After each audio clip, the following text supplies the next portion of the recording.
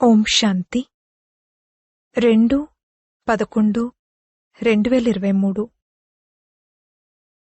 మధురమైన పిల్లలు, స్మృతి రూపి ఔషధంతో స్వయాన్ని సదా నిరోగిగా తయారు చేసుకోండి. స్మృతి మరియు స్వదర్శన్ చక్రాన్ని తిప్పే అలవాటు చేసుకున్నట్లయితే వికర్మాజీతులుగా అవుతారు. ప్రశ్న: ఏ పిల్లలకైతే తమ ఉన్నతి గురించి సదా ఆలోచన ఉంటుందో వారి గుర్తేమిటి? జవాబు: వారి ప్రతి కర్మ సదా శ్రీమతం ఆధారంగా ఉంటుంది. తండ్రి శ్రీమతం ఏమిటంటే, పిల్లలు దేహాభిమానంలోకి రాకండి, స్మృతి యాత్ర యొక్క చార్టును పెట్టండి, తమ లెక్కల యొక్క ఖాతాను పెట్టండి, చెక్ చేసుకోండి ఎంత సమయం మేము తండ్రి స్మృతిలో ఉన్నాము, ఎంత సమయం ఇతరులకు అర్థం చేయించాము. పాట: నీవు ప్రేమ సాగరుడవు. ఓం శాంతి. ఇక్కడ కూర్చున్నప్పుడు తండ్రి స్మృతిలో కూర్చోవాలి. అనేక మందిని మాయ స్మృతి చేయనివ్వదు, ఎందుకంటే దేహాభిమానులుగా ఉన్నారు. కొందరికి మిత్ర సంబంధికులు, మరికొందరికి ఆహార పానీయాలు మొదలైనవి గుర్తుకొస్తూ ఉంటాయి. ఇక్కడికి వచ్చినప్పుడు తండ్రిని ఆహ్వానించాలి. ఏ విధంగా లక్ష్మికి పూజ జరిగినప్పుడు లక్ష్మిని ఆహ్వానిస్తారు. నిజానికి లక్ష్మి ఏమీ రారు, మాట వరుసకు అలా అనడం జరుగుతుంది.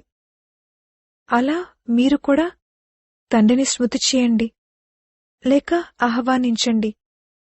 ఏదైనా విషయం ఒక్కటే, స్మృతి ద్వారానే వికర్మలు వినాశనమవుతాయి. వికర్మలు ఎన్నో చేసి ఉన్నారు, కావున ధారణ జరగదు. అందువలనే తండ్రిని కూడా స్మృతి చేయలేరు. ఎంతగా తండ్రిని స్మృతి చేస్తారో అంతగా వికర్మాజీతులుగా అవుతారు, ఆరోగ్యం లభిస్తుంది. వాస్తవానికిది చాలా సహజం. కాని మాయ మరియు గతంలో చేసిన వికర్మలు ఆటంకాలను కలిగిస్తాయి. తండ్రి అంటారు, మీరు అర్థకల్పం అయథార్థ స్మృతిని చేశారు, ఇప్పుడైతే ప్రాక్టికల్గా ఆహ్వానిస్తారు.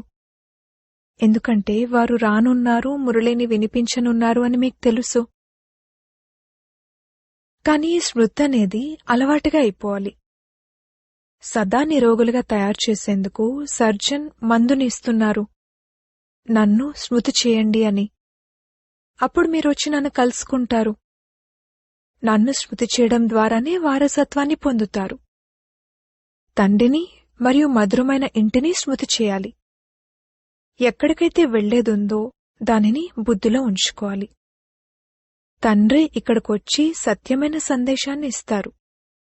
ఇంకెవ్వరూ ఈశ్వరుని సందేశాన్ని ఇవ్వరు. వారైతే ఇక్కడ స్టేజ్పై పాత్రను అభినయించేందుకు వస్తారు మరియు ఈశ్వరుని మర్చిపోతారు. ఈశ్వరుని గురించి తెలీదు.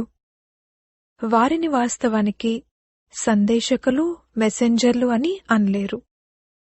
మనుషులు ఈ పేర్లు పెట్టారు. వారు ఇక్కడికొస్తారు, వారు వారి పాత్రను అభినయించాలి. మరి స్మృతి ఎలా చేయగలరు? పాత్రను అభినయిస్తూ పతితులుగా అవ్వాల్సిందే. మళ్లీ అంతిమంలో పావనులుగా అవుతారు. పావనంగానైతే తండ్రే వచ్చి తయారు చేస్తారు. తండ్రి స్మృతి ద్వారానే పావనులుగా అవ్వాలి. తండ్రి అంటారు, పావనులుగా అయ్యేందుకు ఒకే ఉపాయం ఉంది. దేహ సహితంగా దేహ సంబంధాలేవైతే ఉన్నాయో వాటిని మర్చిపోవాలి. ఆత్మనైన నాకు స్మృతి చేయాలి అనే ఆజ్ఞ లభించింది అని మీకు తెలుసు. ఈ ఆజ్ఞపై నడిస్తేనే ఆజ్ఞాకారులుగా పిలువబడతారు. ఎవరెంత పురుషార్థం చేస్తే అంత ఆజ్ఞాకారులైనట్లు. తక్కువగా స్మృతి చేస్తే తక్కువ ఆజ్ఞాకారులు. ఆజ్ఞాకారులు పదవి కూడా ఉన్నతమైంది పొందుతారు. తండ్రి ఆజ్ఞ ఏమిటంటే, 1 తండ్రినైన నన్ను స్మృతి చేయండి, 2 జ్ఞానాన్ని ధారణ చేయండి. స్మృతి చేయకపోతే శిక్షలెన్నో అనుభవించాల్సి ఉంటుంది. స్వదర్శన చక్రాన్ని తిప్పుతూ ఉన్నట్లయితే ఎంతో ధనం లభిస్తుంది. భగవాను వాచ: నన్ను స్మృతి చేయండి మరియు స్వదర్శన్ చక్రాన్ని తిప్పండి, అనగా డ్రామా ఆది మధ్యాంతాలను తెలుసుకోండి. నా ద్వారా నన్ను కూడా తెలుసుకోండి మరియు సృష్టి ఆది మధ్యాంతాల చక్రాన్ని కూడా తెలుసుకోండి. 2 విషయాలు ముఖ్యమైనవి. వీటి పట్ల అటెన్షన్ పెట్టాలి. శ్రీమతంపై పూర్తి అటెన్షన్ పెట్టినట్లయితే ఉన్నత పదవిని పొందుతారు. దయార్థ హృదయులుగా అవ్వాలి, అందరికీ దారి తెలియజేయాలి, కళ్యాణం చేయాలి. మిత్ర సంబంధికులు మొదలైన వారిని సత్యమైన యాత్రకు తీసుకువెళ్లేందుకు యుక్తిని రచించాలి. అవి దైహికమైన యాత్రలు, ఇది ఆత్మిక యాత్ర. ఈ ఆత్మిక జ్ఞానం ఇంకెవరి వద్ద లేదు. అదంతా శాస్త్రాల ఫిలాసఫీ. ఇది ఆధ్యాత్మిక ఆత్మిక జ్ఞానం. పరమాత్మ ఆత్మలకు అర్థం చేయించి తిరిగి తీసుకువెళ్లేందుకే ఈ జ్ఞానాన్ని ఇస్తారు. ఎంతోమంది పిల్లలు ఇక్కడికొచ్చి కూర్చున్నప్పుడు ఏదో తప్పదన్నట్లు కూర్చుంటారు. తమ స్వౌన్నతి గురించి ఎటువంటి ఆలోచన లేదు. దేహాభిమానం ఎంతగానో ఉంది. దేహీ అభిమానులుగా అయినట్లయితే దయార్థ హృదయులుగా అవుతారు, శ్రీమతంపై నడుస్తారు. దేహాభిమానంలో ఉన్నవారు ఆజ్ఞాకారులుగా లేరు. తండ్రి అంటారు, మీ చార్ట్ రాయండి. ఎంత సమయం స్మృతి చేశాము, ఏ ఏ సమయాలలో స్మృతి చేశాము అని. ఇంతకుముందు చార్ట్ రాసేవారు. అచ్చా, బాబా వద్దకు పంపించకపోయినా చార్టును మీ వద్దనైనా పెట్టుకోండి. మేము లక్ష్మిని వరించేందుకు యోగ్యంగా అయ్యామా అని మీ ముఖాన్ని చూసుకోవాలి. వ్యాపారస్తులు తమ వద్ద లెక్కల ఖాతాను ఉంచుకుంటారు. కొందరు వ్యక్తులైతే తమ రోజంతటి దినచర్యను రాసుకుంటారు. అలా రాసుకునే అలవాటుంటుంది. ఎంత సమయం మేం బాబా స్మృతిలో ఉన్నాము, ఎంత సమయం ఎవరికి అర్థం చేయించాము అంటూ ఈ లెక్కాపత్రాన్ని రాయడం చాలా మంచి విషయం. ఇటువంటి చార్ట్ పెట్టుకున్నట్లయితే చాలా ఉన్నతి జరుగుతుంది. ఇలా ఇలా చేయండి అని తండ్రి సలహానిస్తారు. పిల్లలు తమ ఉన్నతి చేసుకోవాలి. ఎవరైతే మాలలోని మణులుగా అవుతారో వారు ఎంతో పురుషార్థం చేయాలి. తండ్రి అంటారు, బ్రాహ్మణుల మాల ఇప్పుడు తయారవ్వదు. ఎప్పుడైతే రుద్రమాల తయారవుతుందో అప్పుడు అంతిమంలో తయారవుతుంది. బ్రాహ్మణుల మాలలోని మణులు మారుతూ ఉంటారు. ఈరోజు ఎవరైతే 3, 4 నంబర్లో ఉన్నారో రేపు వారు చివరి నంబర్లోకి వెళ్ళిపోతారు. ఎంత తేడా వచ్చేస్తుంది. ఎవరైనా పడిపోతే ఇక దుర్గతిని పొందుతారు. మాల నుండైతే ఎలాగో వెళ్ళిపోతారు. ప్రజల్లో కూడా పూర్తిగా చండాలురుగా అవుతారు. ఒకవేళ మాలలో స్మరించబడాలనుకుంటే దాని కొరకు చాలా శ్రమ చేయాల్సి ఉంటుంది. తమ ఉన్నతిని ఎలా చేసుకోవాలి అన్న విషయంలో బాబా చాలా మంచి సలహాని ఇస్తారు. ఈ మాట అందరికోసమూ చెప్తారు. ఎవరైనా మూగవారైనా సరే వారు సైగల్తో ఇతరులకు తండ్రి స్మృతినిప్పించచ్చు. వారు మాట్లాడేవారికన్నా కూడా ఉన్నతిలోకి వెళ్లొచ్చు. అందులుగా కాళ్లు లేనివారిగా ఎలా ఉన్నా సరే వారు ఆరోగ్యంగా ఉన్నవారికన్నా కూడా ఉన్నత పదవిని పొందొచ్చు. క్షణంలో సూచననివ్వడం జరుగుతుంది. క్షణంలో జీవన్ముక్తి అని అంటూ ఉంటారు కదా. తండ్రికి చెందినవారుగా అయ్యారంటే వారసత్వం తప్పకుండా లభిస్తుంది. ఆ తర్వాత అందులో పదవులు తప్పకుండా నంబర్వారుగా ఉంటాయి. పిల్లలు జన్మించడంతోనే వారసత్వానికి హక్కుదారులుగా అవుతారు. ఇక్కడ ఆత్మలైన మీరు పురుష్ కావున తండ్రి నుండి వారసత్వపు హక్కును తీసుకోవాలి. మొత్తం ఆధారమంతా పురుషార్థంపైనే ఉంది. అప్పుడు కల్పకృతం కూడా ఈ విధంగానే పురుషార్థం చేశాము అని అంటారు. ఇది మాయతో చేసే బాక్సింగ్. పాండవులకే మాయా రావణుడితో యుద్ధం జరుగుతుంది. కొందరు పురుషార్థం చేసి విశ్వాధిపతులుగా ద్వికిరీటదారులుగా అవుతారు. కొందరు ప్రజల్లో కూడా నౌకర్లుగా అవుతారు. అందరూ ఇక్కడే చదువుతున్నారు. రాజధాని స్థాపన అవుతుంది. అటెన్షన్ తప్పకుండా ముందు ఉన్న మణుల వైపుకే వెళ్తుంది. 8 రత్నాలు ఎలా నడుచుకుంటున్నారు అనేది పురుషార్థం ద్వారా తెలుస్తుంది. వీరు అంతర్యామి అందరిలో ఏముందో తెలుసుకుంటారు అని కాదు. అలా కాదు. అంతర్యామి అనగా సర్వం తెలిసినవారు. ప్రతి ఒక్కరి హృదయంలో ఏముందో కూర్చుని తెలుసుకుంటారని కాదు. సర్వం తెలిసినవారు అనగా నాలెడ్జ్ఫుల్. వారు సృష్టి ఆది మధ్యాంతాలు తెలిసినవారు. అంతేకాని ఒక్కొక్కరి హృదయాన్ని కూర్చుని చదువుతారా? నన్ను థాట్ రీడర్, ఇతరుల ఆలోచనలు చదివేవాణ్ణి అనుకుంటున్నారా? నేను సర్వమూ తెలిసినవాణ్ణి అనగా నాలెడ్జ్ఫుల్. భూత భవిష్యత్ వర్తమానాలనే సృష్టి ఆది మధ్యాంతాలు అంటారు. ఈ చక్రం ఎలా రిపీట్ అవుతుందో ఆ రిపిటేషన్ గురించి నాకు తెలుసు. ఆ జ్ఞానాన్ని పిల్లలను మీకు చదివించడానికి వస్తాను. ఎవరు ఎంత సేవ చేస్తున్నారు, ఎంత చదువుతున్నారు అనేది ప్రతి ఒక్కరూ అర్థం చేసుకోగలరు. బాబా ఒక్కొక్కరి గురించి కూర్చుని తెలుసుకుంటారని కాదు. బాబా ఈ వ్యాపారాన్నే చేస్తారా ఏమిటి? వారు సర్వమూ తెలిసినవారు, మనుష్య సృష్టికి బీజరూపుడు, నాలెడ్జ్ఫుల్. మనుష్య సృష్టి ఆది మధ్యాంతాల గురించి మరియు ముఖ్యమైన పాత్రధారుల గురించి తెలుసు అని అంటారు. మిగిలిన రచనైతే ఎంతో ఉంది. సర్వమూ తెలిసినవారు అన్న ఈ పదమైతే పురాతనమైంది. నాకు ఏ జ్ఞానమైతే తెలుసో దానిని మీకు చదివిస్తాను. అంతేకాని మీరేమేం చేస్తున్నారు అనేది రోజంతా కూర్చుని చూస్తానా? నేను సహజ రాజయోగాన్ని మరియు జ్ఞానాన్ని నేర్పించడానికి వస్తాను.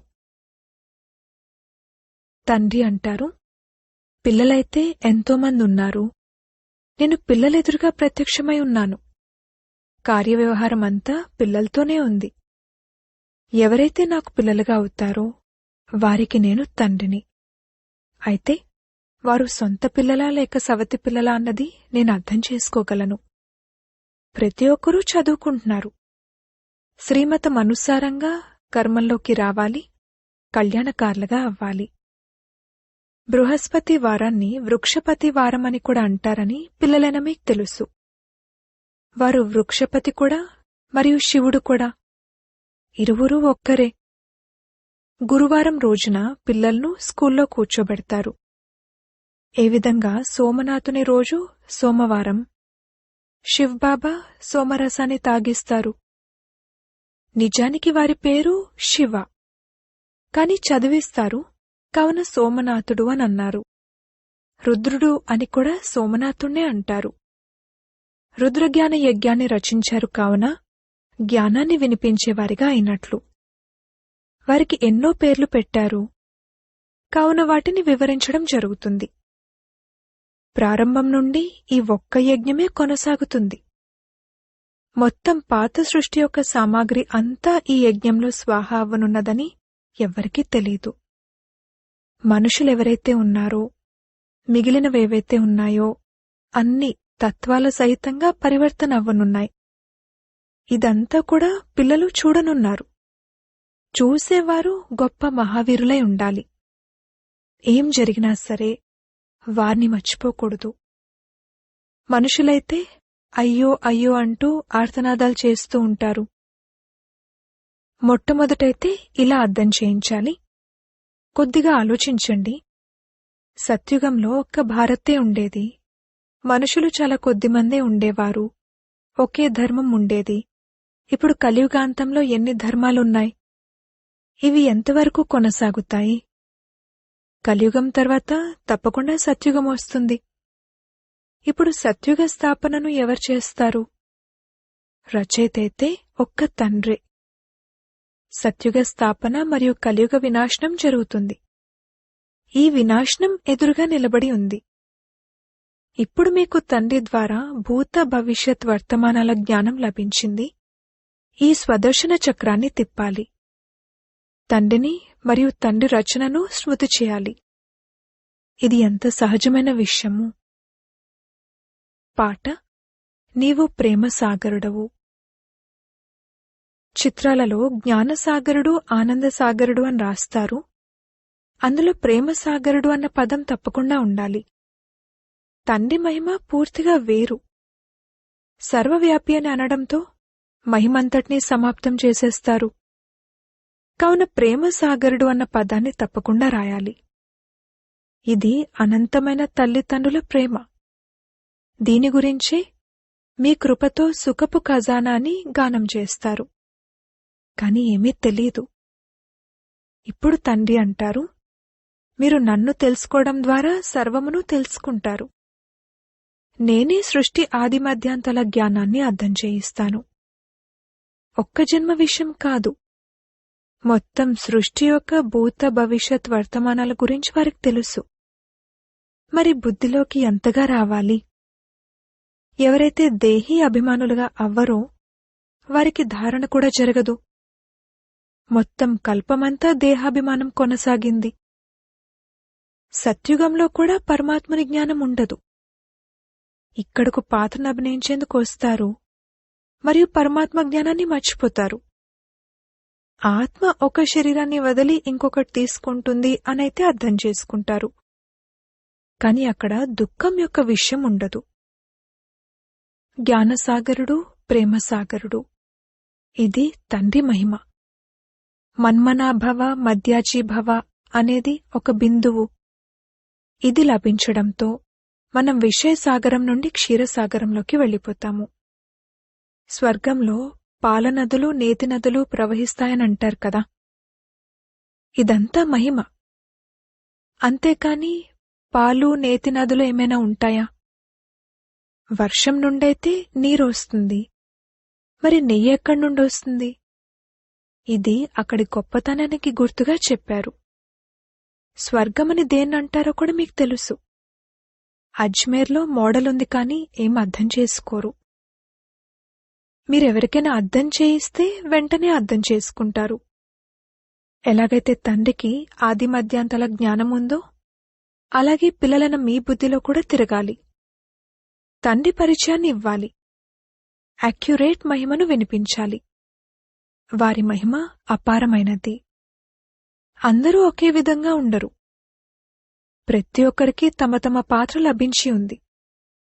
మున్ముందు చూస్తారు, దివ్య దృష్టిలో బాబా ఏదైతే చూపించారో అది మళ్లీ ప్రత్యక్షంగా జరగనున్నది. స్థాపన మరియు వినాశనం యొక్క సాక్షాత్కారాలను చేయిస్తూ ఉంటారు. అర్జునుడికి కూడా దివ్య దృష్టి ద్వారా సాక్షాత్కారం చేయించారు. ఆ తర్వాత ప్రత్యక్షంగా చూశారు. మీరు కూడా ఈ కనుల ద్వారా వినాశనాన్ని చూస్తారు. వైకుంఠం యొక్క సాక్షాత్కారాలు జరిగాయి. ఎప్పుడైతే ప్రత్యక్షంగా చూస్తారో అప్పుడిక సాక్షాత్కారాలు సమాప్తమైపోతాయి. ఎంత మంచి మంచి విషయాలను అర్థం చేయిస్తారు. వీటిని పిల్లలు ఇతరులకు అర్థం చేయించాలి. సోదరీ సోదరులారా, మీరొచ్చి ఇటువంటి తండ్రి నుండి ఈ జ్ఞానయోగాల ద్వారా వారసత్వాన్ని తీసుకోండి అని. తండ్రి ఆహ్వాన పత్రాన్ని కరెక్ట్ చేస్తున్నారు. తనువు మనసు ధనములతో ఈశ్వరీయ సేవలో ఈ కార్యార్థం ఉపస్థితులై ఉన్నాము అని కింద సంతకం చేస్తారు. మున్ముందు మహిమైతే వెలువడనున్నది. కల్పపూర్వం ఎవరైతే వారసత్వాన్ని తీసుకున్నారో వారు రావాల్సిందే. కష్టపడాలి. ఆ తర్వాత సంతోషపు పాదరసం పైకెక్కుతూ పైకెక్కుతూ స్థిరమైపోతుంది. అప్పుడిక గడియ గడియ వాడిపోరు. తుఫాన్లైతే ఎన్నో వస్తాయి. వాటిని దాటాలి. శ్రీమతంపై నడుస్తూ ఉండండి. వ్యవహారాలు కూడా చెయ్యాలి. ఎప్పటివరకైతే సేవా రుజువునివ్వరో అప్పటి వరకు బాబా ఈ సేవలో పెట్టలేరు. అచ్చా, మధురాతి మధురమైన సిక్కిలదే పిల్లలకు మాతా పితా బాప్దాదాల ప్రియస్మృతులు మరియు గుడ్ మార్నింగ్. ఆత్మిక పిల్లలకు ఆత్మిక తండ్రి నమస్తే. ధారణ కొరకు ముఖ్య సారము. మొదటి పాయింట్, శ్రీమతంపై పూర్తి అటెన్షన్ పెట్టి తమ మరియు ఇతరుల కళ్యాణం చేయాలి. అందరికీ సత్యమనే యాత్రను చేయించాలి. దయార్థ హృదయులుగా అవ్వాలి. రెండవ పాయింట్, తండ్రి యొక్క ప్రతి ఆజ్ఞను పాటించాలి. స్మృతి మరియు సేవ యొక్క చాటును తప్పకుండా పెట్టాలి. స్వదర్శన చక్రాన్ని తిప్పాలి. వరదానము. సత్యమైన హృదయంతో తండ్రిని సంతుష్టపరిచే రహస్యయుక్త యుక్తియుక్త యోగయుక్త భవ. బాప్దాదా టైటిల్స్: మనసున్నవారు, హృదయాభిరాముడు. ఎవరైతే సత్యమైన హృదయం కల పిల్లలుంటారో వారిపై స్వామి రాజీ అవుతారు. హృదయంతో తండ్రిని స్మృతి చేసేవారు సహజంగానే బిందురూపులుగా అవ్వగలరు. వారు తండ్రి యొక్క విశేష దీవెనలకు పాత్రులుగా అవుతారు. సత్యతా శక్తితో సమయం అనుసారంగా వారి బుద్ధి యుక్తియుక్తమైన యథార్థమైన కార్యాన్ని స్వతహాగానే చేస్తుంది. భగవంతుణ్ణి సంతుష్టపరిచారు కావున ప్రతి సంకల్పం, మాట మరియు కర్మ యథార్థంగా ఉంటాయి. వారు రహస్యయుక్తులుగా, యుక్తియుక్తులుగా, యోగయుక్తులుగా అవుతారు. స్లోగన్: తండ్రి ప్రేమలో సదా లీనమై ఉన్నట్లయితే అనేక రకాల దుఃఖాలు మరియు మోసాల నుండి రక్షింపబడతారు. ఓం శాంతి.